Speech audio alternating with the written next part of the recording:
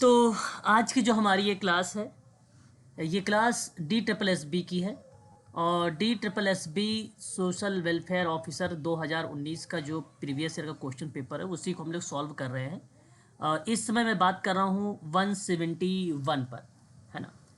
सवाल है कि उपचार समूह का प्राथमिक उद्देश्य क्या है ना।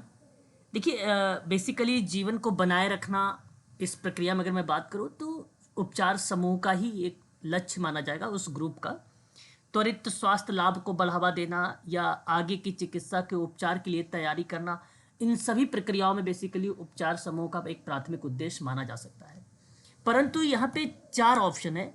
एक है आपका समाजीकरण, दूसरा है शिक्षा, तीसरा है चिकित्सा और चौथा है उपर्युक्त सभी। तो जवाब बताना है कि उपचार समूह का प्राथमिक उद्देश्य क्या हो सकता है। इनमें से आपको ऑप्शन बताइए। क्वेश्चन नंबर 171 का ऑप्शन कौन सा सही होना चाहिए? सर डी होगा। सर चिकित्सा होगा ना सर, उपर्युक्त प्राथमिक सभी। उद्देश्य। क्यों? अगर आप चिकित्सा कहोगे तो क्या आप एजुकेशन को छोड़ दोगे, समाजीकरण को छोड़ दोगे? नहीं ना। नहीं सर, हाँ सर, 4 हो जाएंगे। हाँ, तो कुल सर ऑप्शन नंबर तीनों तीनों सभी। तीनों। हाँ, तो आपका यहाँ पे करेक्ट। यहाँ बता दूं मैं, उपचार समूह के प्राथमिक उद्देश्य जानते हैं कुल कितने हैं? 5 है। कितने उद्देश्य है? 5 उद्देश्य है। मैं यहाँ पे नोट कर देता हूँ, ठीक है। तो जब भी कभी सवाल वगैरह बनेगा, पूछा जाएगा, तो आप बताइएगा 5, ठीक है, प्राइमरी पर्पस के आधार पर, ठीक है, ऑफ ट्रीटमेंट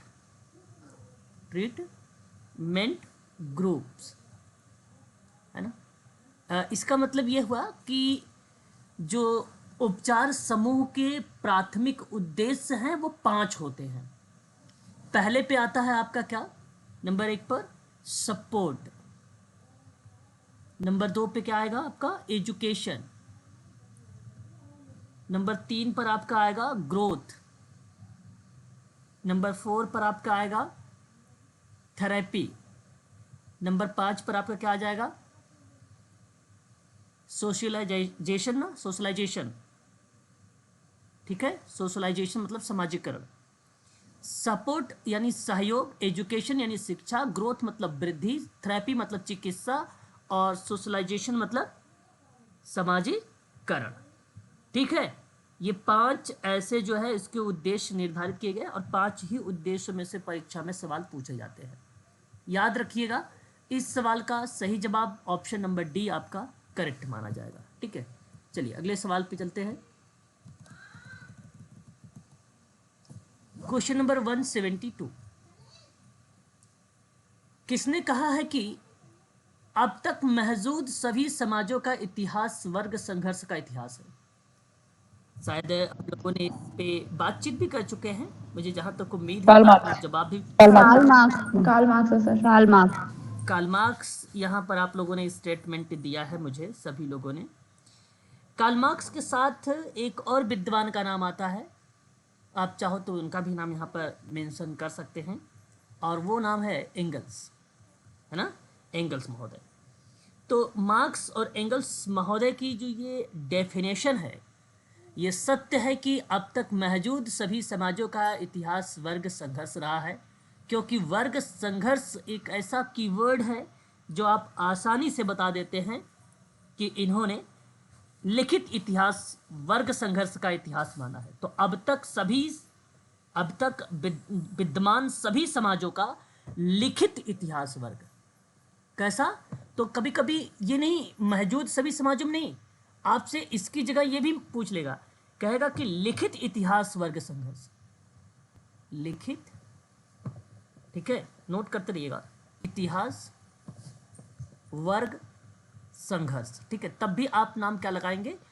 कार्ल मार्क्स का नाम लगाएंगे और फ्रेडरिक एंजल्स का नाम अवश्य लगाएंगे।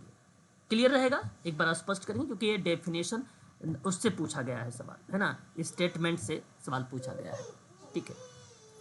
क्लियर है? एक बार स्पष्ट करिए प्लीज, बताइए तो बताइए। जी सर, जी क्लियर है। ओके। जी सर। उसके बाद अगर हम बात करते हैं आप लोगों से, तो एक नाम आता है वॉचबर्ग। इनको वॉचबर्ग के नाम से भी जाना जाता है, वॉचबर्ग के नाम से। यूएसए कि अगर मैं आपसे कहूँ तो एक विद्वान है ये, और इनकी जो भूमिका है रिसर्च की कंडीशन में है ना, किसकी कंडीशन में है, रिसर्च कंडीशन में। तो इन्होंने फर्स्ट जो है इलेक्ट्रिक मॉडल दिया था, फर्स्ट जो है इलेक्ट्रिक मॉडल दिया है, ये नाम इनका आता है। ठीक है, इस चीज़ को आप ध्यान रखिएगा।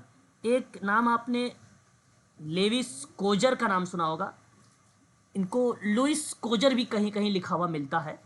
तो संघर्ष के प्रकार पर ये विचार करते हैं, संघर्ष के प्रकार पर अगर किसी का विचार देखने को मिलता है, प्रकारात्मक विचार, तो वो मिलता है किसका, लुइस कोजर का। तो इनकी किताब रही, बड़ी फेमस रही है, मैं यहाँ पे नोट करना चाहूँगा इनकी पुस्तक का नाम। ठीक है, कोजर महोदय का, कोजर। तो इनको ध्यान रखिएगा, लेविस कोजर भी कहा जाता है और लुइस कोजर, दोनों नाम से इनको पुकारा गया है। ठीक है, तो इनकी जो किताब थी, उस किताब का नाम था the function of social conflict था। ठीक है, क्या था, सोशल कॉन्फ्लिक्ट था। ठीक है, इसे आप अवश्य ध्यान में रखेंगे, क्योंकि परीक्षा में हो सकता है अगर आप लोगों से इस किताब का नाम पूछ लिया जाए तो आप आसानी से इसको बता दीजिएगा। ठीक है, और ये किताब जब पब्लिश इन्होंने किया तो वह वर्ष था 1956 का था। कौन सा वर्ष था, 1956 का था। और इन्होंने बेसिकली अगर मैं बात करूं आप लोगों से, तो एक पाठ्य सिद्धांत और विचित्र सिद्धांत जैसी आधुनिक चिंताओं पर इन्होंने जिक्र किया था। तो सामाजिक संघर्ष में व्यवस्था के भीतर जो है ना विभिन्न उपसमूह होते हैं, उन उपसमूहों को स्थान प्रदान करके उनके बीच शक्ति संबंधों को परिभाषित करता है ये इनकी पुस्तक, जिसको हम कहते हैं the functions of social conflict के नाम से जानते हैं जिसको। ठीक है, तो यहाँ पर आप लोग इनके बारे में, लिविस कोजर के बारे में इस स्टेटमेंट से आप अवश्य ध्यान में रखें। हो सकता है आपसे अगर परीक्षा में पूछा जाए तब बता दीजिएगा। प्रकारात्मक सिद्धांत या उस पर विचार इन्होंने किया है। ठीक है, ये स्टेटमेंट याद रखिएगा। इनका क्या मत था, प्रश्न मतों से है, तो इनका एक मत याद रखिएगा। कोजर महोदय ने कहा कि संघर्ष अपने रूप में अकार्यात्मक, कार्यात्मक नहीं, अकार्यात्मक, ठीक है, अकार्यात्मक कदापि नहीं है, कदापि नहीं है, अपितु मतलब परंतु समूह के निर्माण और स्थायित्व के लिए कुछ मात्रा में संघर्ष और अनिवार्य या मौलिक तत्व है। तो संघर्ष एक अनिवार्य है, लेकिन कुछ मात्रा में संघर्ष अनिवार्य है या मौलिक तत्व है। ये इनकी डेफिनेशन थी, इन्होंने इस प्रकारात्मक वाले कॉन्सेप्ट में जिक्र किया था। कोजर ने संघर्ष के दो प्रकार बताए हैं, एक आपका आता है यथार्थवादी, दूसरा अयथार्थवादी। ठीक है, दो टाइप के जो है इन्होंने सिद्धांत में अपने प्रकारात्मक में दो टाइप बताया था संघर्ष के प्रकारात्मकता के बारे में। ठीक है, तो यहाँ पर इनके बारे में आप जरूर ध्यान में रखेंगे। ठीक है, क्लियर रहेगा, एक बार स्पष्ट करेंगे तो फिर हम नेक्स्ट ऑप्शन को लेंगे। और अगला ऑप्शन हमारे लिए आएगा सी राइट मिल्स का नाम, सोशोलॉजिस्ट प्रोफेसर हैं। उम्मीद है कि मैंने आप लोगों को इनके बारे में पढ़ाया भी है। सामाजिक संघर्ष का सिद्धांत अगर पूछता है किसके द्वारा दिया गया है, पेपर में आ चुका है सामाजिक संघर्ष का सिद्धांत, तो जवाब क्या होना चाहिए बताइए सामाजिक संघर्ष में? Right mills. हाँ, सामाजिक संघर्ष का सिद्धांत में नाम अमेरिकी समाजशास्त्री का नाम आता है और वो सी राइट मिल्स का नाम हमें देखने को मिलता है। ठीक है, तो ये आपको इनके अंतर्गत आपको ध्यान में रखना है। समाजशास्त्री संकल्पना में ना सी राइट्स मिल्स के द्वारा गढ़ी गई समाजशास्त्री कल्पना बड़ी प्रतिक्रियाओं को रूप में इन्होंने सोची, जो है एक प्रकार से स्ट्रक्चर तैयार किया और व्यक्तिगत समस्याओं और जीवन प्रपेक्ष पंथों को स्थापित करने की क्षमता में इनका नाम हमें देखने को मिलता है। फेमस पर्सन है, मैं चाहूँगा कि इनके बारे में आप ध्यान रखिएगा। आधुनिक संघर्ष के सिद्धांत के संस्थापक कौन? Sir mills. हाँ, फिर से यहाँ पे मैं नोट करना चाहूँगा, आधुनिक समाज। संघर्ष सिद्धांत के संस्थापक। सी राइट मिल्स। ठीक है, याद रखिएगा इनका। एक बार ये यथार्थवादी और अयथार्थवादी के बारे में थोड़ा बता दीजिए प्लीज। यथार्थ जो जो चीज़ें वास्तविक है उसको रिप्रेजेंट किया गया, जिसके बारे में हम जिक्र करते हैं, ठीक है, जिसके बारे में हम लोग चर्चा पर चर्चा करते हैं, वो यथार्थ है। जो प्रत्यक्ष रूप से हमें दिखाई दे रहा है वो यथार्थवादी है। और अयथार्थवादी वो चीज़ें हैं जिसकी हम कल्पना करते हैं, जिसकी हम कल्पना करते हैं। मतलब संघर्ष में ना तो लक्ष्य स्पष्ट करता है, ना ही वो कहीं विशिष्ट परिणामों को प्राप्त करता है, ठीक है। और जब जो लक्ष्य बेसिकली प्राप्त करे, परिणाम प्राप्त करे, उस पर अधिक बल दे, ठीक है, तो उस क्रिया में वो यथार्थवादी है। अयथार्थवादी जहाँ लक्ष्यों और परिणामों को प्राप्त पर बात ही ना हो, वह अयथार्थवादी है। बस, ठीक है, क्लियर। जी सर। हाँ, जी जी सर। अब देखिए, बाल न्याय देखभाल एवं रक्षा अधिनियम बाल डैश तक आयु तक लागू होती है। ये आपके सामने 173 का बड़ा आसान सा सवाल है, आप बता सकते हो। जुवेनाइल जस्टिस एक्ट है, care and protection act child in appropriate या applicable up to the age किसको रिप्रेजेंट 18 सर। 18 सर सर, देखिए, 18। इस प्रश्न में अगर मैं बात करूं आप लोगों से तो कॉमन नंबर देना चाहिए था सभी बच्चों को, है ना, 16 ईयर। क्योंकि इसमें अगर हम बात करते हैं चिल्ड्रन के परिप्रेक्ष्य में, तो एज ग्रुप के आधार पर बात करना चाहिए था उसको। तो 16 टू 18 होना चाहिए था, 16 टू 18 होना चाहिए था। आप 2015 का जब एक्ट के बारे में पढ़ेंगे ना, तो आपको बताएगा कि किशोर न्याय बच्चों की देखभाल एवं संरक्षण अधिनियम, कहा है उसने 2015 में कि किशोर कोई भी बच्चा है जिसने 18 वर्ष की आयु प्राप्त नहीं किया है ना। हालांकि 2021 में भारत की संसद द्वारा किशोर न्याय बच्चों की देखभाल एवं संरक्षण अधिनियम में संशोधन करके 2021 में गोद लेने की परिप्रेक्ष्य में बात किया। फिर भी एज की कंडीशन में अगर मैं आप लोगों से बात करता हूं तो यहाँ पे करेक्ट जवाब आप लोग देना चाहेंगे बी और डी को। लेकिन यहाँ इस प्रश्न को आयोग ने बेसिकली क्या माना वो मैं बता नहीं सकता, क्योंकि एग्जैक्ट आया ही नहीं उसका आंसर है। आया होगा तो उन लोगों के पास रहा होगा जिन लोगों के पास इसका वो मिला होगा। लेकिन इसकी जो आयु एज दर्शाई गई है वो 16 से 18 दर्शाई गई है, ठीक है। तो यहाँ ऑप्शन में बी भी है और डी भी है ना, बी भी है और डी भी है। परंतु अगर अब बात अगर हम करें आप लोगों से 2024 में अगर ये सवाल आता है 2024 में, तो आप लोग बी वाले ऑप्शन को आप लोग रुक करिएगा 2024, क्योंकि अब इसे 2021 में प्रक्रिया में अगर हम बात करें, सॉरी 2019 वाली प्रक्रिया में, तो इसका एज जो है डिसाइड कर दिया गया, वो 16 ईयर्स कर दिया गया। अब 16 ईयर्स कर दिया गया है, इसको आप लोग ध्यान रखिएगा। लेकिन उस दौरान में अगर मैं बात करूँ तो उसको मेरे हिसाब से कॉमन नंबर देना चाहिए था उस दौरान। अब पता नहीं दिया था कि नहीं दिया था, लेकिन अब अगर आप 2024 में आएगा तो 16 वर्ष लगाइएगा आप सभी लोग। सर मैक्सिमम आयु 16 वर्ष सर, मैक्सिमम आयु सर 16 वर्ष तक की ही आयु के लिए लागू किया गया है। जी जी, ठीक है। तो सर ऊपर जो 16 टू 18 लिखे हैं सर, ये तो बेसिकली उस दौरान की थी ना, जब जिस समय पेपर में ये पूछा गया था, है ना, उस दौरान में जो 2015 वाले के एक्ट के अकॉर्डिंग बात कर रहा हूँ मैं ना, तो उस कंडीशन में जिक्र किया गया था। जी सर। तो उसके हाँ, उसके अकॉर्डिंग तो सर 18 वर्ष तो मैक्सिमम आयु तो डी जाना चाहिए ना सर। देखो आयु यहाँ पे बाल आयु तक, हाँ ऐसा भी आप कह सकते हो, 18 वर्ष करना चाहिए था, क्योंकि तक बाल अधिनियम तक की आयु तक लागू होती है। हाँ, आप ऐसा भी कह सकते हो, ऑप्शन नंबर डी यहाँ पे करेक्ट होना चाहिए था। ठीक है, ठीक है, क्योंकि आयु वर्ग जो है 16 से 18 आता है, तो आप 18 मैक्सिमम मान सकते हैं। बिल्कुल सही जवाब, ऑप्शन नंबर यहाँ पे डी होगा। परंतु अब 2024 में आएगा तो डी को नहीं लगाएंगे आप लोग, ठीक है।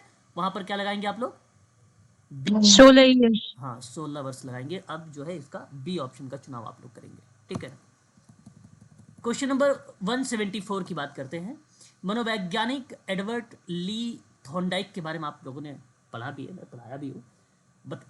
बताइए सिद्धांत के प्रणेता थे, बताइए कौन थे? Sir D. डी डी प्रयास एवं त्रुटि अध्ययन।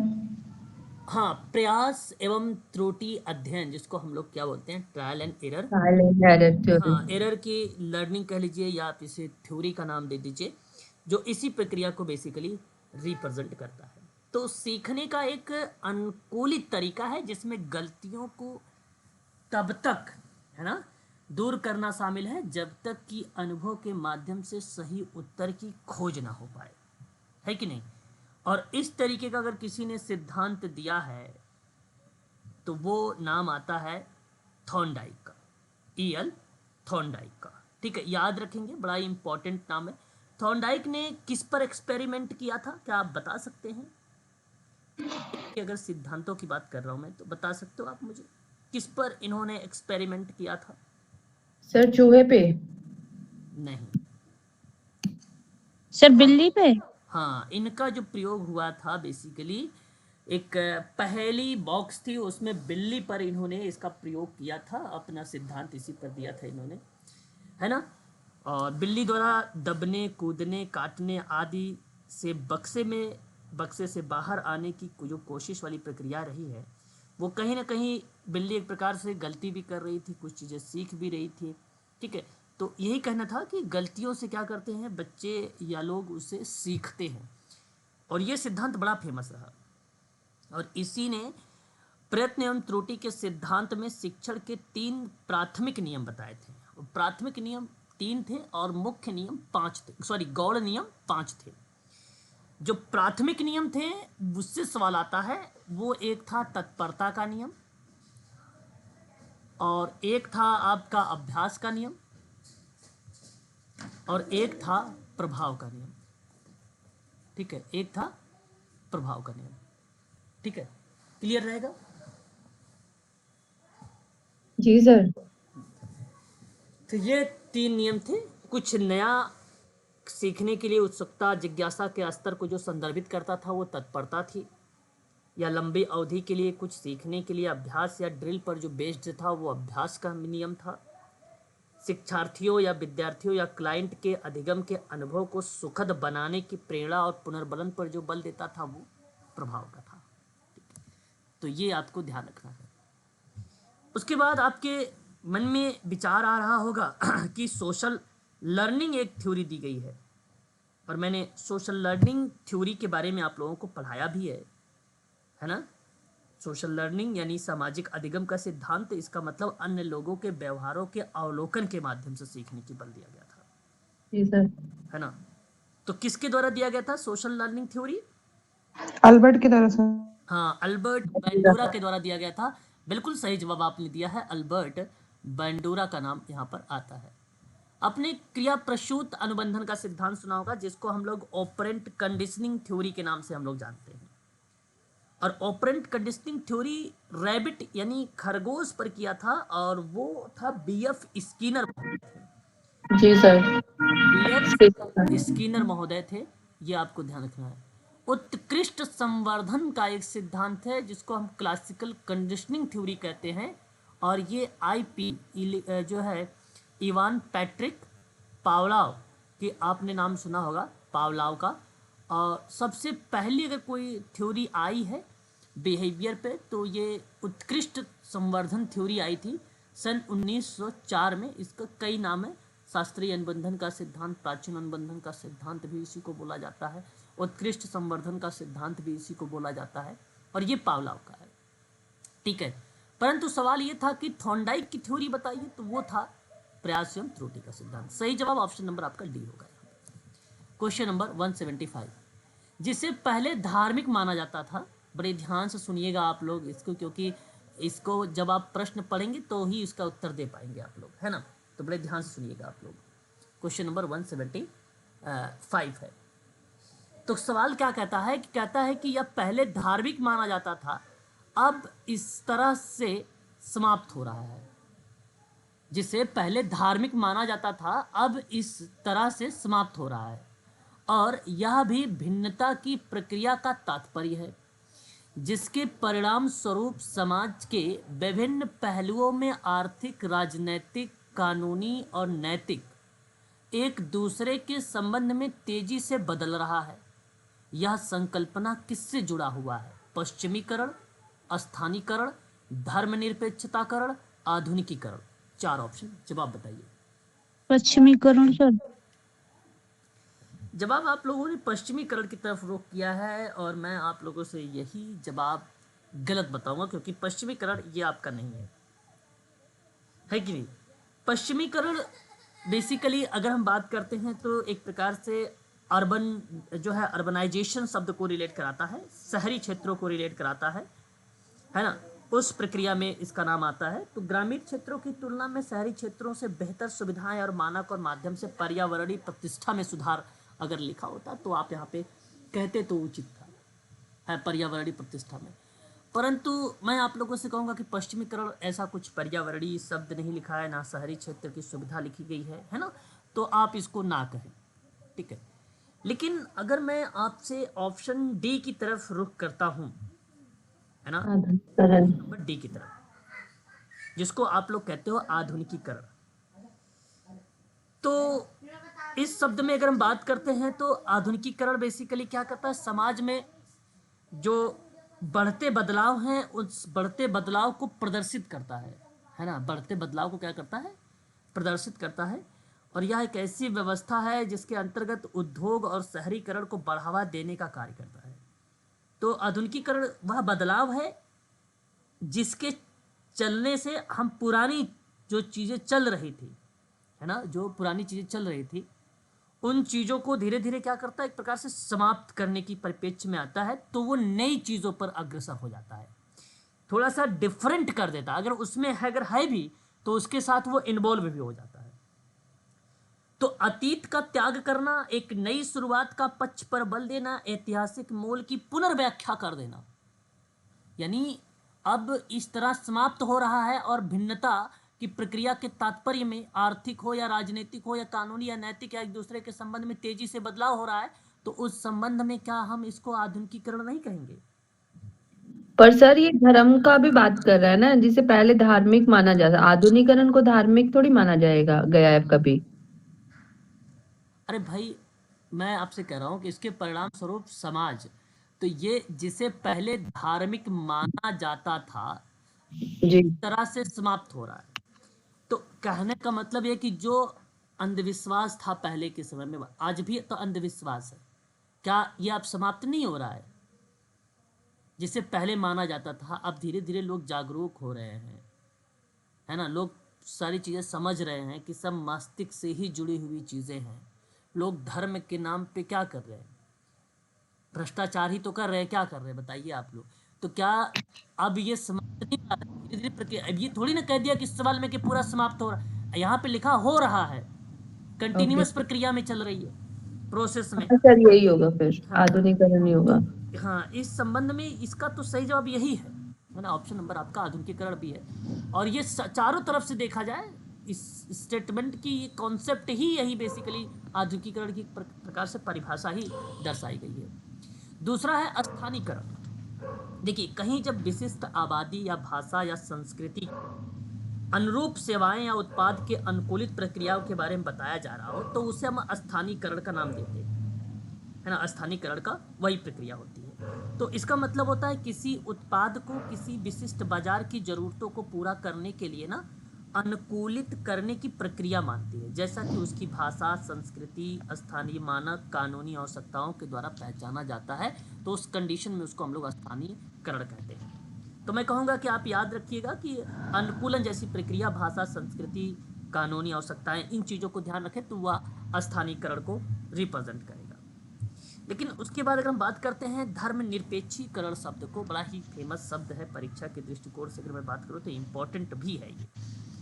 तो धर्म और अलौकिक या पवित्र महत्व में गिरावटों की जब बात करता है तो वो धर्मनिरपेक्षता शब्द बन जाता है ना। अलौकिक और पवित्र के महत्व में गिरावट से संबंध में, धर्म और अलौकिक या पवित्र के महत्व में गिरावट से संबंधित धर्मनिरपेक्षीकरण ही होता है।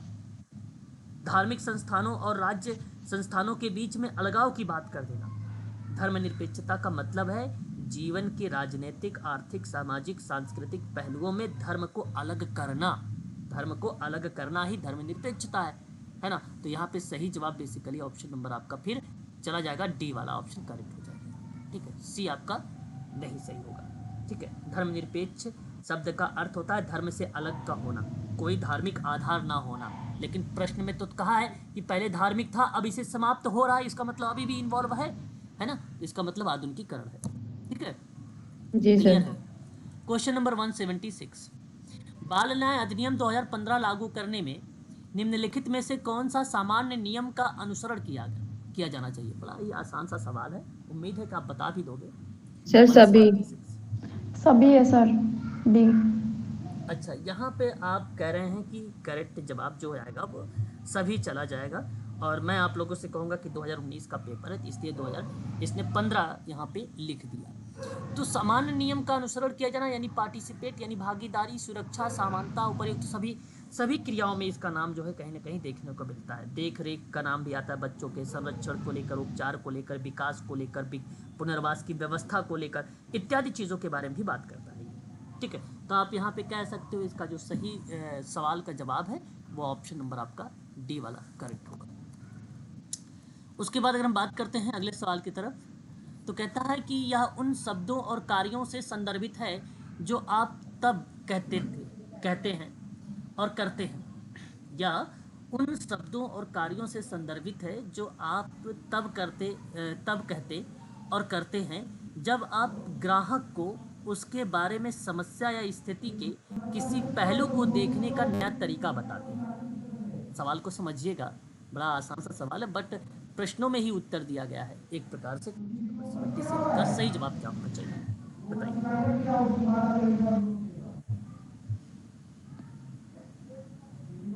बताइए।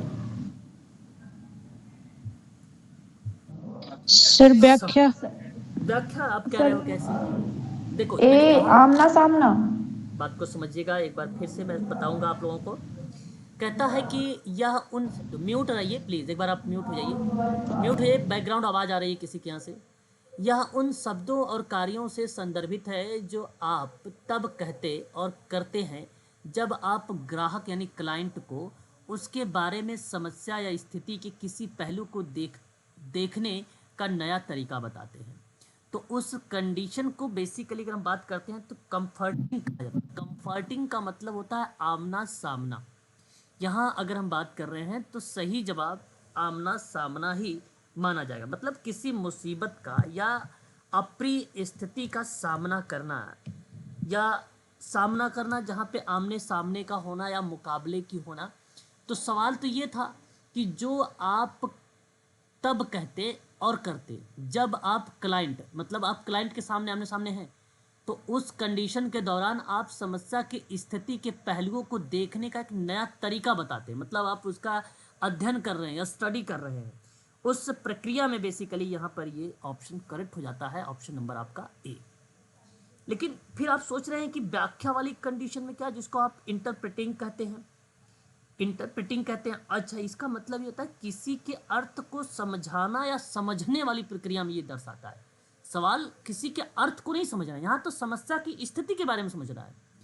अर्थ के परिप्रेक्ष्य में होता तो आप व्याख्या यहाँ पर कर देते।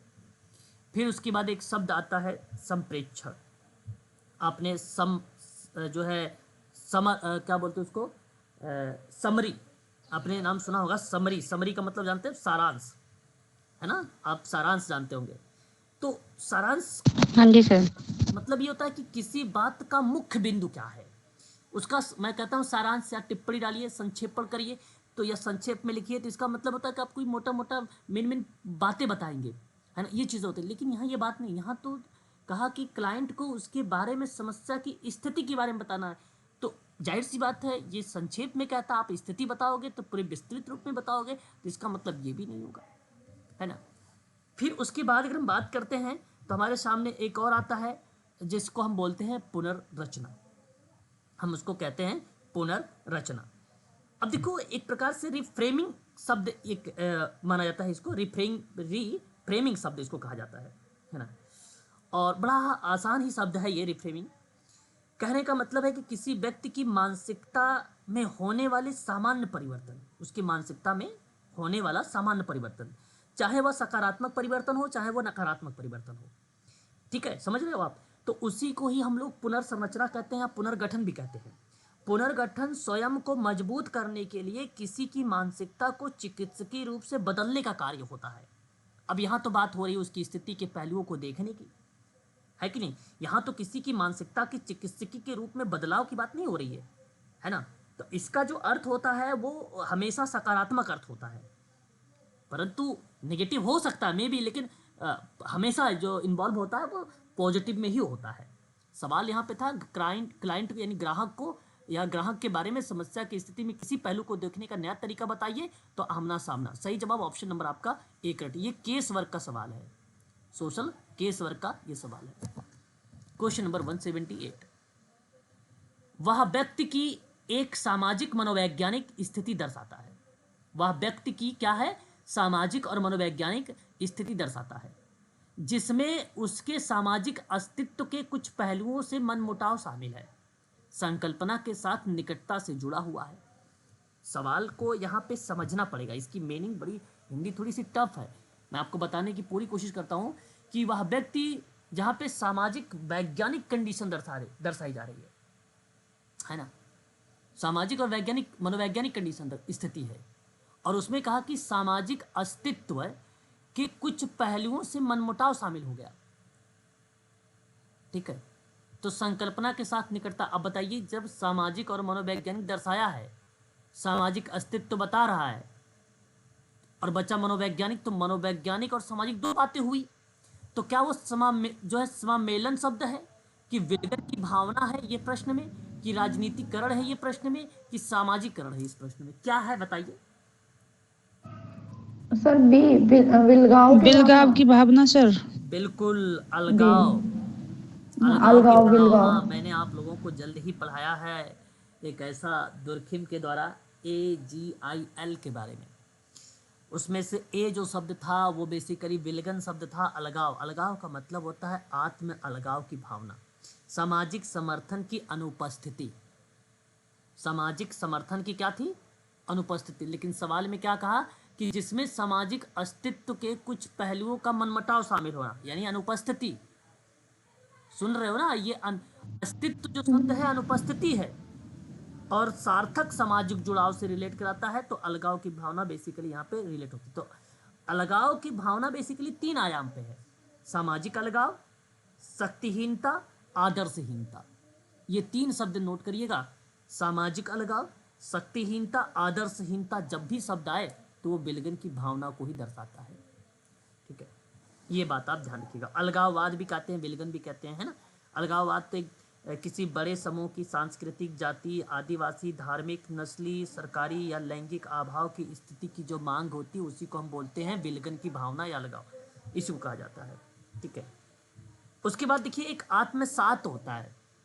आत्मसात सर जी सर 3 पॉइंट अभी बताए हैं सर, बताइएगा, लिख ले सर। हाँ बिल्कुल लिखिए। मैंने इसके अंतर्गत आप लोगों से विलगन के अंतर्गत सामाजिक अलगाव की बात किया है आप लोगों से। ठीक है, शक्तिहीनता की बात किया है, शक्तिहीनता की या सामाजिक अनुपस्थिति या अस्तित्व की बात कर लीजिए, या अस्तित्व की बात कर लीजिए, है ना। अलगाव की भावना का अर्थ में इस तरीके से इसको जाना जाता है। मतलब किसी स्थान या स्थिति में होने की अवस्था जो दूसरे से अलग हो, जो दूसरे से अलग हो। ठीक है, जो दूसरे से अलग हो, उसी को हम लोग अलगाव वाली कंडीशन में जानते हैं। एक शब्द यहाँ पे सुनिए जरा, आत्मसात, अपने अधिकार। आत्मसात का मतलब क्या होता है, जो है समामेलन होता है, आत्मसात इसी को कहते हैं। तो जैसे क्या कहते हैं इसको कि आप अपने अधिकार के कंडीशन में आप अंतिम रूप में काम जारी रखना, आत्मसात, है ना। आपने नाम सुना होगा समावेशन शब्द, आत्मसात शब्द, जीन पियाजे का सुना है आप लोगों ने? कोई स्टूडेंट सुना है? जी सर। तो इसका मतलब ये था कि दूसरों से सीखी गई कुछ चीजों को अपने बेसिक ज्ञान में शामिल कर लो। मैं आपको कुछ चीजें सिखाया, अब मेरे द्वारा जो आपने सीखा है उसे अपने जो आपके पास बेसिक ज्ञान था उसमें आपने शामिल कर लिया। उसी क्रिया को इसको बोला गया कि ये समामेलन है, उसी को बोला गया आत्मसात है। और ये आत्मसात जो शब्द है या समावेशन जो शब्द है, जो समामेलन शब्द है, इसे ही जीन पियाजे महोदय के द्वारा दिया गया है। ठीक है, ये बात ध्यान रखिएगा। एक शब्द है राजनीतिकरण। राज प्लस नीति। राज का मतलब शासन और नीति का मतलब उचित समय या उचित स्थान पर या उचित कार्य करने की कला, है कि नहीं? यही होता है नीति का मतलब। अर्थात आप ये कह लीजिए कि नीति विशेष के द्वारा शासन करना या विशेष उद्देश्य को प्राप्त करने को राजनीति कहते हैं। इस कंडीशन में आप इसको कह सकते हैं, है ना? तो इस तरीके से राजनीति भी हम समझ सकते हैं, लेकिन यहाँ सवाल राजनीति से तो है ही नहीं, बिल्कुल टोटली गलत है ना? उसके बाद एक शब्द है सामाजिकरण, जिसको हम लोग बोलते हैं सोशलाइजेशन। आप पूरे समाज को बना देना सामाजिकरण ही है कि नहीं? सामाजिकरण उसी को कहा जाता है। और सामाजिकरण सीखने की वह प्रक्रिया है जो सीखने वाले को सामाजिक भूमिकाओं का निर्वहन करने के योग्य बनाती है, उसे हम लोग सामाजिकरण कहते हैं। ठीक है, तो इस सवाल का सही जवाब तो जाएगा जो है ऑप्शन नंबर आपका बी वाला करेक्ट जवाब होगा। क्वेश्चन नंबर 179, भारत में सर्वाधिक महत्वपूर्ण और व्यापक बाल संबंधी कानून बताना है आपको। 179 का भारत में सर्वाधिक महत्वपूर्ण और व्यापक बाल संबंधित कानून इनमें से बताइए कौन सा है? निःशुल्क शिक्षा और अनिवार्य शिक्षा का अधिकार एवं अधिनियम। देखिए, अगर मैं बात करूं आप लोगों से, सी जुवेनाइल सर, बाल और जस्टिस किशोर एक्ट, श्रम अधिनियम। बिल्कुल, ये पहले तो 2000 का था, इसमें संशोधन हुआ जो 2015 का पार्ट बना। बिल्कुल सही जवाब यहाँ पर तो ऑप्शन नंबर आपका पहला ही करेक्ट होगा। सवाल तो भारत में सर्वाधिक महत्वपूर्ण जो व्यापक बाल संबंधित कानून है ये यही है। ठीक है, आपका पहला ही ऑप्शन आपका करेक्ट यहाँ पर माना जाएगा। लेकिन जो आप बात कर रहे हैं right to free and compulsory education, जिसको आप बोलते हो निःशुल्क और अनिवार्य शिक्षा का अधिकार, ये आपने नाम सुना होगा एक RTE के बारे में, है ना? Right to children to free and compulsory education act, RTE के नाम से जानते होंगे आप लोग, जो जी 2009 सर, 2009 में आया था। में आया था, है ना? वो चीज़ें इसको रिलेट कराती हैं। लेकिन आप लोगों ने एक और यहाँ पे सुना होगा जो बेसिकली कहा जाता है बाल और किशोर श्रम अधिनियम का नाम। बाल और किशोर श्रम अधिनियम का नाम सुना होगा। एक प्रकार से विनिमय अधिनियम है ये, और यह अधिनियम 1986 का है। 1986 का है, ठीक है, 1986 का है। और एक आपने चाइल्ड मैरिज यानी बाल विवाह निषेध अधिनियम का नाम सुना होगा, और ये अधिनियम भारत में बेसिकली 1 नवंबर 2007 को ये लागू हुआ था, लेकिन पारित या उसके नाम से जो जाना जाता है वो 2006 के नाम से जाना जाता है। ठीक है, तो इसे जो है एक तरीके से आपको ये भी पॉइंट याद रखना होगा कि बाल विवाह निषेध अधिनियम कब आया है, बाल और किशोर श्रम अधिनियम कब आया है, निःशुल्क और अनिवार्य शिक्षा का अधिकार अधिनियम कब आया है, बाल न्याय अधिनियम जो व्यापक और सर्वाधिक महत्वपूर्ण भारत का कानून है बच्चों के संबंध में, वो है बाल न्याय अधिनियम जो 2015 का है। ऑप्शन नंबर ए आपका यहाँ पे करेक्ट हो जाएगा। ठीक है, तो ऑप्शन पहला आपका यहाँ पे सही है। क्वेश्चन नंबर 180 कहता है कि डैश समस्या के व्यवहारिक हल में सहायता करती है। तो वो क्या पूर्व अनुभव है कि व्यक्तिगत प्रयास है कि अध्ययन स्थिति है कि उपयुक्त सभी है? इसका सही ऑप्शन क्या होना चाहिए ये आपको बताना है। 180 का करेक्ट जवाब क्या होना चाहिए? ऑप्शन आपका डी सर, उपयुक्त सभी। सभी होना चाहिए। ऑप्शन आप कह रहे हैं सभी होना चाहिए। बिल्कुल, देखिए यहाँ पर आपने जो जवाब मुझे दिया है वो करेक्ट जवाब दिया है आप लोगों ने। और यहाँ पे पूर्व अनुभव का मतलब होता है पास्ट एक्सपीरियंस, है ना? अतीत का अनुभव भी आप कह सकते हैं, पिछला अनुभव भी आप बोल सकते हो। तो अतीत के अनुभव ही या पूर्व अनुभव भी वे चीज़ हैं जिन्होंने इस बिंदु तक हमारे जीवन का निर्माण किया है समस्या के व्यवहारिक हल की सहायता करने में। तो ये स्टेटमेंट आपका करेक्ट है, यानी पूर्वानुभव भी आपका ऑप्शन यहाँ पे सत्य जाएगा। इंडिविजुअलाइज या इंडिविजुअल इफेक्ट की बात करें या व्यक्तिगत प्रयास की बात करें तो भी कंडीशन अगर हम बात करते हैं तो सही जाता है। कारण ये है कि किसी लक्ष्य तक पहुंचना या कुछ हासिल करने के लिए किसी व्यक्ति के द्वारा किया गया जो प्रयास होता है उसी का वर्णन करता है ये। तो उसी हम लोग क्या बोलते हैं, एक प्रकार से व्यक्तिगत प्रयास बोलते हैं या व्यक्तिगत प्रयास कहते हैं। इस कंडीशन में हम जानते हैं लर्निंग सिचुएशन होता है जिसको हम लोग बोलते हैं अध्ययन स्थिति के बारे में, सीखने की स्थिति दर्शाती है। सीखना एक साथ नहीं होता है, ना ही एकाएक होता है, यह तो पूर्व ज्ञान की सहायता से निर्मित और विकसित होता है। तो उसको हम लोग बोलते हैं अध्ययन की स्थिति बोलते हैं, लर्निंग सिचुएशन उसी को कहते हैं। तो यहाँ सही जवाब जो जाएगा वो ऑप्शन नंबर आपका डी होगा, क्योंकि ये तीनों पॉइंट जो हैं समस्या के व्यवहारिक हल में सहायता करती है। तो ऑप्शन नंबर आपका डी वाला सत्य माना जाएगा यहाँ पर।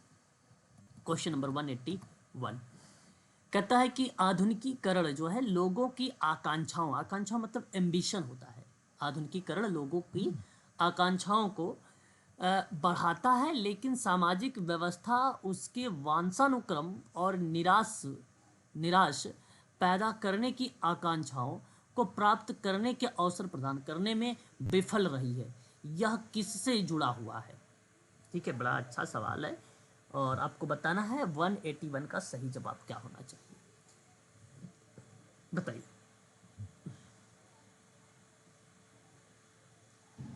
सर सी आधुनिकरण की समस्याएं। देखिए, अगर मैं आपसे बात करता हूँ, बिल्कुल प्रॉब्लम आप जो मॉडर्नाइजेशन शब्द आप यूज़ कर रहे हैं, लॉस ऑफ कल्चरल आइडेंटिटी, तो इसका मतलब ही एक प्रकार से ही बन रहा है कि आधुनिकीकरण लोगों की आकांक्षाओं को बढ़ाता है ना। आज के समय की बात करते हैं अगर हम लोग, तो आधुनिकीकरण क्या करता है, आकांक्षाओं को वो बढ़ाता है। एक प्रकार से आप लोगों को अगर मैं बात करूं, अच्छा आकांक्षाओं का अर्थ समझते हैं, इसका मीनिंग जानते हैं, चाह, इच्छा, अपेक्षा, डिजायर, है कि नहीं, है कि नहीं, इसी को बोलते हैं आकांक्षा। जी सर। तो मेरा कहने का तात्पर्य यही एक प्रकार से है कि जब कभी भी इस तरीके की कंडीशन हो रही है, उसको बढ़ावा दिए मिल रहा है, लेकिन सामाजिक व्यवस्था उसके वंशानुक्रम मतलब हेरिडिटी और निराशा पैदा कर रही है सामाजिक व्यवस्था। तो आकांक्षाएं, जो इच्छा, जो डिजायर है, उसको प्राप्त करने के अवसर जो है प्रदान करने में वो क्या हो गया, विफल हो गया। तो इसका मतलब है कि वो समस्या रही, आधुनिकीकरण की वो समस्या रही है नहीं। ये साफ शब्दों में मीनिंग को अगर आप यहाँ से पढ़ते चलेंगे ना, विफलता पे आएंगे तो आपको साफ शब्दों में दिख जाएगा कि option number C is the right answer हो जाएगा यहाँ पर, है ना। तो जो कि आधुनिकीकरण की विफलता इस तरीके की दर्शाती है, आधुनिकीकरण के कारण कुछ उद्योगों में नौकरियों की हानि भी हुई है, इसको भी दर्शा सकता है ना। अच्छा, आधुनिकीकरण की कई चुनौतियां हैं, सांस्कृतिक परिप्रेक्ष्य में भी देखें तो भी चुनौतियां हमें देखने को मिलती है ना। बेसिकली ये कहता है कि तर्क शक्ति होना, व्यक्ति विशेष के स्तर पे अगर दृष्टिकोण की बात करते हैं तो उसकी प्रक्रियाओं को बदल देने की बात करता है। समाज के समग्र संस्थागत ढांचे में जो व्याप्त होती है उसी कंडीशन को हम लोग दर्शाते हैं आधुनिकीकरण की समस्या के परिप्रेक्ष्य में। और मैं आप लोगों से कहूंगा कि यहाँ पर ऑप्शन नंबर आप सी को लगाइएगा। लेकिन आप लोग सोच रहे होंगे कि एक ऑप्शन आपका फोर्थ है, आधुनिकीकरण की विशेषता। आप ये ना समझें कि ये आधुनिकीकरण की विशेषता, आधुनिकीकरण की विशेषता जानते हैं क्या होती है, वैज्ञानिक भावनाओं का विकास करना होता है। अब यहाँ पे विफलता है तो कहाँ से होगा, संचार के साधनों का विकास करना होता है, यहाँ पे विफलता है क्वेश्चन में तो कहाँ से होगा। ठीक है, नगरीकरण में वृद्धि करना, नगरीय जनसंख्या में वृद्धि होना, प्रति व्यक्ति आय में वृद्धि होना, शिक्षा का प्रसार करना, राजनीतिक साझेदारी में वृद्धि करना, बहुत ऐसी चीज़ें हैं जो आधुनिकीकरण की विशेषता को दर्शाती है कि नहीं। तो इसलिए मैं आप लोगों से कहूँगा कि ऑप्शन नंबर डी को आप बिल्कुल ना लगाएं, है ना। डी आपका सत्य नहीं है। लेकिन अगर मैं आप लोगों से ऑप्शन नंबर बी की बात करता हूँ तो ऑप्शन नंबर बी आप देखेंगे तो कहता है कि आधुनिकीकरण का उपाय बताइए, है ना, इसके उपाय बताइए। देखिए, आधुनिकीकरण के बड़े उपाय हैं। आधुनिकीकरण मतलब एक प्रकार से अर्बन पॉपुलेशन की रेशियो की बात करें, ये एक उपाय, इसके संबंध में लिटरेंसी रेट की बात करें, इसके परिप्रेक्ष्य में बात करें, सरफेस्ड रोड की बात करें, मोटर व्हीकल की बात करें, है ना, बैंकिंग हैबिट की बात करें, ये जो प्रक्रियाएं दर्शाती हैं वो कहीं ना कहीं अगर मैं बात करूं तो एक आधुनिकीकरण के उपाय या संकेतक के रूप में आते हैं। तो शहरीकरण में वृद्धि करना, साक्षरता में वृद्धि करना, प्रति व्यक्ति आय में वृद्धि करना, राजनीतिक भागीदारी में वृद्धि करना, उससे संबंधित होता है ये उपाय। ठीक है, उनसे रिलेट कराता है ये उपाय। और ऑप्शन नंबर अगर आप ए की तरफ रुख करेंगे तो आपको दर्शाता है, अगर हम जिक्र करते हैं तो वो आधुनिकीकरण की पूर्व शर्तें के बारे में, या आप ये कह लीजिए कि पूर्वापेक्षा कह लीजिए, है ना, पूर्वापेक्षा। तो आधुनिकीकरण की सफलता के लिए अनिवार्य पूर्वापेक्षा कुछ होते हैं। उन्नत और आधुनिक यातायात और संचार की व्यवस्था कर देना, यानी उन्नत होना। ज्ञान विज्ञान के उन्नत संस्थाओं की बात कर देना। बैंकिंग और शाखा और वित्तीय संस्थाओं की व्यवस्था कर देना। ये क्या कराते हैं, ये एक प्रकार से पूर्वापेक्षाएं होती हैं। ठीक है, तो इस सवाल में तो आकांक्षाओं को बढ़ाता है, लेकिन सामाजिक व्यवस्था उसके वंशानुक्रम निराशा पैदा कर दिया। आकांक्षाओं को प्राप्त करने का अवसर प्रदान करने में विफल हो रहा है। तो उस कंडीशन को ये कहा गया कि आधुनिकीकरण की ये समस्याएं हैं, और ऑप्शन नंबर आपका सी यहाँ पे सही हो जाएगा।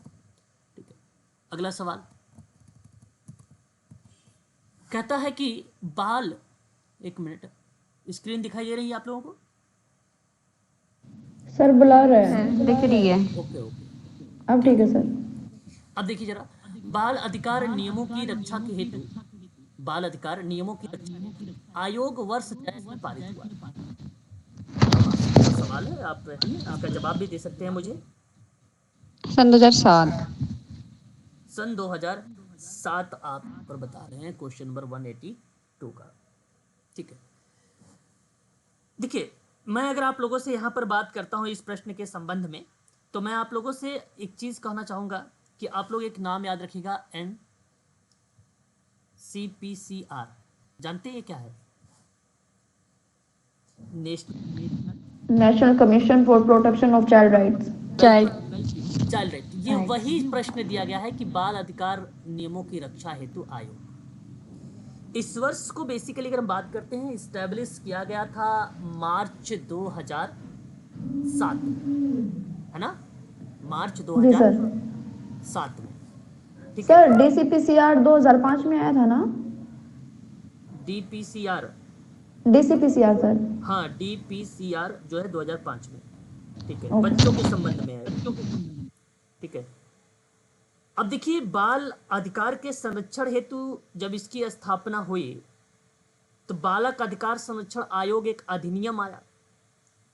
वह अधिनियम था 2005 का। उसी अधिनियम के अंतर्गत 2007 में, ठीक है, 2007 में बाल अधिकारों की रक्षा हेतु आयोग बनाया गया था 2007 में। ठीक है, जनपद नई दिल्ली में इसका मुख्यालय है ना। और प्रमुख व्यक्ति इस समय अगर हम बात करें तो प्रियांक कानूनगो एक नाम है जो इसके अध्यक्ष है, राष्ट्रीय, यस सर, प्रियांक कानूनगो। हाँ, उनकी जो है अध्यक्ष रही है। अब ये क्रिया जो बेसिकली करता है, ये बाल स्वास्थ्य की देखभाल, कल्याण, बाल विकास, किशोर न्याय, वंचित वंचित बच्चे हैं उनकी देखभाल करना, निःशक्त बच्चों की देखभाल करना, है ना, बाल मनोविज्ञान, सामाजिक विज्ञान, बच्चों से संबंधित कानून, इन सभी से रिलेटेड जो है ये है। तो इस सवाल का करेक्ट जो ऑप्शन आएगा वो ऑप्शन नंबर आपका यहाँ पर 182 का डी वाला ऑप्शन ही करेक्ट माना जाएगा। ठीक है, उसके बाद आता है 183। वह समूह सदस्य के स्तर, अधिकारों और कर्तव्यों से संदर्भित है।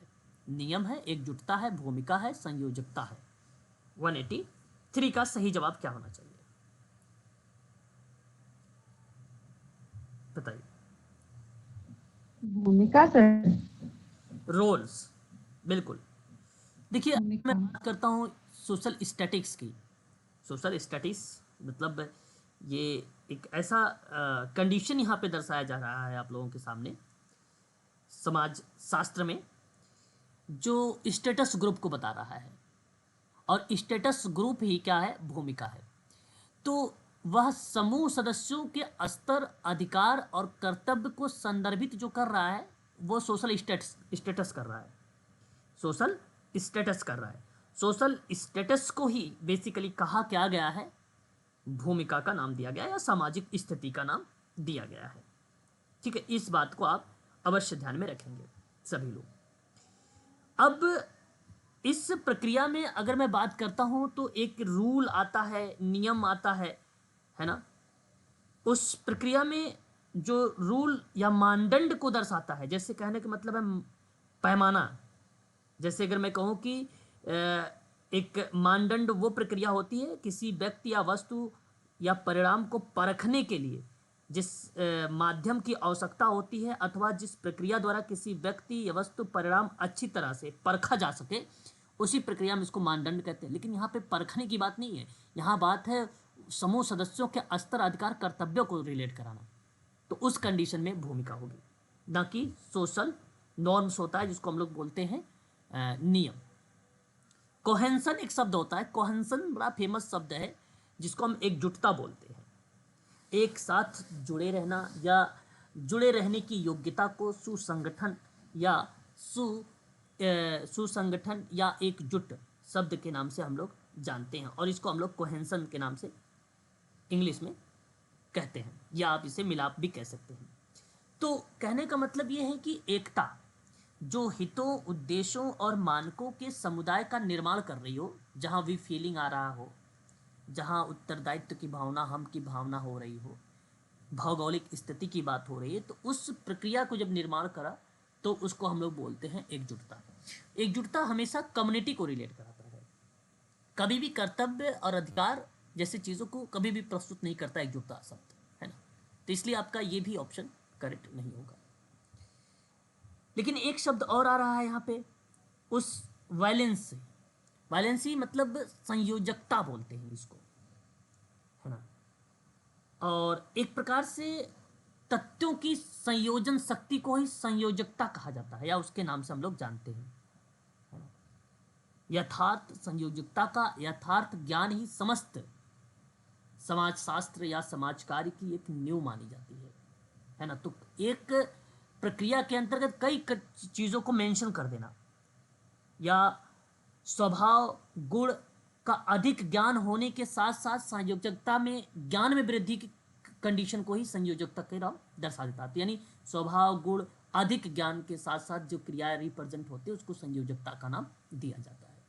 तो इस सवाल का सही जवाब ऑप्शन नंबर आपका केवल और केवल सी वाला ऑप्शन करेक्ट होगा, भूमिका होगा। क्वेश्चन नंबर 184, निम्न में से the elementary structures of kinship पुस्तक है। मैं इस किताब के बारे में आप लोगों को लिखवा भी चुका हूं, और मुझे उम्मीद है कि आप लोग इसका जवाब भी मुझे बता देंगे। जी सर, इरावती कर्वे का नाम आएगा यहाँ पे। Levi Strauss sir, Levi Strauss. बिल्कुल सही जवाब। हाँ सर, आपने लेवी बात करेंगे स्ट्रॉस तो लेवी स्ट्रॉस की जवाब आएगा यहाँ पे। और Levi Strauss the elementary structure of kinship का नाम आता है। ये बड़ी फेमस किताब रही है। सन 1955 के दौरान में इन्होंने सन 1955 में इस पुस्तक को इन्होंने जो है लिखा था, है ना। 1949 सर, 1949 सर। नहीं 1955। 49 सर। एक बच्चे कर जी सर, क्या कह रहे हैं? फर्स्ट पब्लिश आया था सर इनका 1949 में सर। अच्छा एडिशन नहीं, यहाँ तो जी सर। ओरिजिनल पब्लिकेशंस तो 1955 ही है ना, 1945 है। लेकिन आप यहाँ पे 149 फर्स्ट पब्लिशन के बारे में बता कर रहे हैं, 1949 है। Elementary structures Levi Strauss. अच्छा जी, देखिए मैं बताता हूँ, ध्यान सुनिएगा यहाँ पर इसके बारे में थोड़ा सा, है ना। देखिए फ्रांसिस मनोवैज्ञानिक क्लाउड लेवी स्ट्रॉस के द्वारा जब प्रकाशित ये किताब पहली बार की गई थी तो वो 1949 का वर्ष था, 1949 में। तो इन्होंने बेसिकली रिलेशंस जैसे शब्दों को, यानी रिश्तेदारी जो प्रणाली है, जो रिश्ते हैं, उसका एक नया दृष्टिकोण इस किताब में बेसिकली मेंशन किया गया था 1949 में। लेकिन जो वर्जिनल पब्लिश, देखो किंगशिप का मतलब रिलेशन होता है, रिश्तेदार होता है किंगशिप, उनके बारे में जिक्र किया गया था।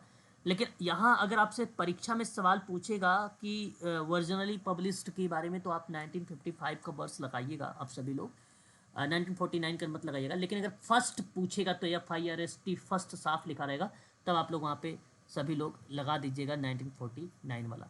तो ये यहाँ पे मैं चाहूँगा कि दो चीज़ें आप याद रखें परीक्षा में। अगर 1949 है तो 1955 नहीं आएगा, अगर 55 ऑप्शन में है तो 1949 नहीं आएगा, ये भी आप ध्यान रखें, ठीक है। इसमें कंफ्यूज होने की ज़रूरत नहीं है, ठीक है। लेकिन यहाँ पे आप लोगों ने एक नाम मुझे बताया है इरावती कर्वे के बारे में। सोशोलॉजिस्ट के साथ एंथ्रोपोलॉजिस्ट भी इन्हीं को कहा जाता है। ये भारतीय समाजशास्त्री हैं और मानव शास्त्री के रूप में ये जानी जाती हैं। तो इनकी भी एक किताब थी, किंगशिप पर बेस्ड थी। तो इस किताब को भी मैं यहाँ पे लिखना चाहूँगा। इस किताब का नाम था किंगशिप ऑर्गेनाइजेशन इन इंडिया करके था इस किताब का नाम। और इन्होंने, अगर हम बात करें इरावती कर्वे, इरावती जब कर्वे का नाम आता है तो इस कंडीशन में ये पहली बार जब पब्लिश किया गया था तो आप लगाइएगा 1873 में, ठीक है, 1873 में, क्योंकि किंगशिप से रिलेटेड था तो इसका मतलब कि इनका नाम वहाँ पे आना उचित था, ठीक है। तो इरावती कर्वे का नाम भी आप जरूर ध्यान में रखेंगे, फेमस पर्सन है, शिक्षा शास्त्री के साथ साथ लेखिका भी रही हैं ये इरावती कर्वे महोदय। और इनका योगदान, भारत की पहली महिला थी जो मानव विज्ञानी और पूरे विश्वविद्यालय में समाजशास्त्र विभाग की इन्होंने समाजशास्त्र विभाग का संस्थापक थी, है ना। भारत की पहली महिला थी जो समाजशास्त्र विभाग की संस्थापक मानी जाती हैं इरावती कर्वे महोदय, महिला, ठीक है, याद रखिएगा। नातेदारी और जाति व्यवस्था के मानचित्रण को लेकर महिलाओं के समकालीन जो स्थितियां थी उसको सर्वे किया था इन्होंने, है ना। तो ये बात आप ध्यान रखेंगे इनके संबंध में, इरावती कर्वे महोदय के बारे में। उसके बाद अगर हम बात करते हैं तो हमारे सामने एक नाम आता है लेविस हर्ने का नाम, और Levi's हर्ने Morgan, LH Morgan, Levi's हर्ने Morgan. और अगर मैं बात करूं आप लोगों से, इनका जो प्रतिक्रियाएं रही बेसिकली 1877 की रही। 1877 में इन्होंने एशियंट सोसाइटी के बारे में जिक्र किया था, मतलब प्राचीन समाज के बारे में बात किया था। कब? 1877 में, 1877 में, ठीक है। काफ़ी फेमस पर्सन। और मैकमिलन एंड कंपनी के द्वारा जो है ये एक पब्लिशर, यानी किताबें थी उन्हीं के द्वारा ये चीज़ें पब्लिश हुई थी। और बेसिकली बाद में इन्होंने सिस्टम ऑफ एक कॉन्सेप्ट बनाया था जो ह्यूमन फैमिली पर बेस्ड था, ह्यूमन फैमिली पर। तो कभी कभी परिवार की जब प्रक्रियाएं पूछी जाती हैं, मानव परिवार की व्यवस्था वगैरह को लेकर और आत्मीयता की प्रणाली को लेकर, तो आत्मीयता की प्रणाली, मानव परिवार की व्यवस्था किसने बताया है, तो भी वो LH मॉर्गन के द्वारा ही नाम आप लोग बताइएगा, ठीक है, LH मॉर्गन का नाम, ठीक है। तो यहाँ पर आप लोग ध्यान रखिएगा इनका नाम। उसके बाद अगर हम बात करते हैं तो WHR का नाम आता है, और वो भी राइवर्स का नाम, है ना, राइवर्स का नाम, या रिवर्स भी इनको कहा जाता है। और ये भी न्यूरोलॉजिस्ट हैं और एंथ्रोपोलॉजिस्ट हैं, ये एक ऐसे विद्वान हैं ये, ठीक है। और इनके बारे में अगर मैं बात करूँ तो इन्होंने 1906 में द टोड्स करके एक कॉन्सेप्ट लिखा था, द टोड्स करके 1906 में इनका नाम बेसिकली देखने को मिला था, WHR रिवर्स का नाम, ठीक है। तो और साथ ही साथ इनका नाम बेसिकली जैसे अगर हम बात करें मेडिसिन, मैजिक एंड रिलीजन, जैसे दवा, जादू और धर्म की भी बात यही करते हैं, WHR रिवर्स, ठीक है। ये भी बात आप ध्यान रखिएगा, ठीक है, उनका नाम आता है। क्वेश्चन नंबर 185, इस सवाल का सही जवाब ऑप्शन नंबर जो जाएगा वो बी वाला ऑप्शन सही होगा। बालक से व्यवहार करते समय कानून लागू करने, कब और कहाँ कानून लागू करने पर जोर देने वाला मॉडल डैश कहलाता है। एक लास्ट सवाल है, एक बार आप लोग इसको जवाब बता दीजिए, ठीक है, बताइए क्या करेक्ट जवाब होगा इस सवाल का।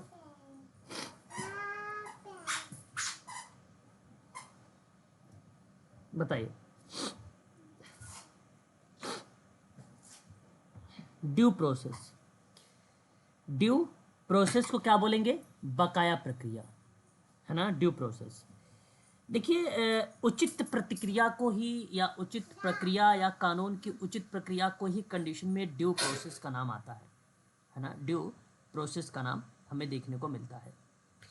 मैं आपको एक चीज़ बताना चाहूँगा यहाँ पे कि बालक के व्यवहार करते समय कानून लागू करना और कब और कहाँ लागू करने पर जोर देने वाला कोई मॉडल अगर है तो उसको हम लोग ड्यू प्रोसेस के नाम से जानते हैं, जिसको हम उचित प्रक्रिया भी बोलते हैं, उचित प्रतिक्रिया भी कह सकते हैं, प्रक्रिया भी बोल सकते हैं, ये बात ध्यान रखिएगा। और बकाया प्रक्रिया भी बोल सकते हैं। इस मामले से संबंधित सभी कानूनी नियम सिद्धांत को राज्य द्वारा लागू करना, इसलिए किसी व्यक्ति को मिलने वाले सभी कानून अधिकार का सम्मान किया जाता है जो ड्यू प्रोसेस में लागू होता है, जो ड्यू प्रोसेस में लागू होता है। तो इसका सही जवाब ऑप्शन नंबर आपका पहला ही करेक्ट माना जाएगा। ठीक है, 185 का ऑप्शन नंबर जो जाएगा वो पहला वाला ही ऑप्शन आपका करेक्ट माना जाएगा। एक आपका देख रहे हैं पार्टिसिपेट मॉडल, जिसको हम बोलते हैं सम्मेलन मॉडल। देखिए, भागीदारी का मॉडल है, आसान है कि भागीदारी मतलब लोगों को एक प्रकार से आत्मनिर्भर बनाना और उनको समुदाय या समूह के या समाज कार्य की प्रक्रिया में उनको इन्वॉल्व करना, है ना, सम्मिलित करना उनको। उस परिप्रेक्ष्य में ये पार्टिसिपेट मॉडल आता है, जिसको हम सम्मेलन मॉडल भी बोलते हैं। ठीक है, ये चीज़ आपको ध्यान रखना है। क्लियर रहेगा इसके अंतर्गत? बता दीजिए एक बार। जी सर। हाँ, उसके बाद अगर हम बात करते हैं तो एक सिंगल प्रोसेस होता है। सिंगल प्रोसेस का मतलब होता है, एक प्रकार से अगर हम बात करें तो इसको एकल जो है प्रक्रिया कहा जाता है, सिंगल प्रोसेस को। और कोई कार्य हो रहा है और वो भी एकल परिप्रेक्ष्य में, वन स्टेप में हो रहा है, तो उस कंडीशन में इसको दर्शाया जाता है। हाँ, ठीक है, तो इस चीज़ को आप सभी लोग ध्यान रखिएगा। कहने का मतलब एकल प्रक्रिया किसी भी रंग सेवा को संदर्भित करती है। ठीक है, किसी एकल प्रक्रिया को। और मल्टी डोमेन जो है मॉडल की बात करते हैं तो मल्टी मॉडल्स वो होता है जो कई स्टेप को दर्शाता है। हालांकि ये दोनों अलग अलग चीज़ें थे, एकल तो अलग प्रोसेस था, मल्टी प्रोसेस की बात करेंगे तो ये अलग है, जहाँ पे कई प्रोसेस आ जाते हैं। सम्मिलित वाली प्रक्रिया भी अलग थी, यहाँ पे लोगों को पार्टिसिपेट की बात आ जाती है। ठीक है, लेकिन ड्यू जो ऐसा प्रोसेस था जो बेसिकली बालक के व्यवहार करते समय कानून लागू होते हैं, कब और कहाँ लागू होते हैं उस पर बल देने वाला जो मॉडल होता है वो ड्यू मॉडल होता है, ड्यू प्रोसेस होता है। और इसका सही जवाब ऑप्शन नंबर आपका पहला ही कर दिया जाएगा, तो इसको ड्यू प्रोसेस भी कहा जाता है। ठीक है, ऑप्शन नंबर पहला आपका यहाँ पे करेक्ट जवाब होगा, ये वाला। ठीक है, तो आज के लिए बस इतना ही रखिए। ठीक है, फिर बाकी जो बचे हुए क्वेश्चन है उसको भी करेंगे, क्योंकि और भी चीज़ों को यहाँ पे नोट करते चाहिए। जैसे देखिए ये ड्यू मॉडल्स हैं, है ना, और भी कुछ एकल मॉडल, मल्टी मॉडल है, इनके बारे में मैं आप लोगों की क्लासेस प्रोवाइड कराऊंगा अलग से। इसको आप चाहो तो नोट भी कर सकते हो अपनी कॉपी पर। जो नई क्वेश्चंस मिले, नया चीज़ मिले आपको, तो उसको आप नोट कर लीजिए। उसके बारे में हम लोग डीप में एक दिन 15-20 मिनट का क्लास रख के उसको पढ़ लेंगे। ठीक है, विथ नोट के साथ। ठीक है, ओके सर। चलिए आज के लिए बस इतना। Thank you sir. Good night.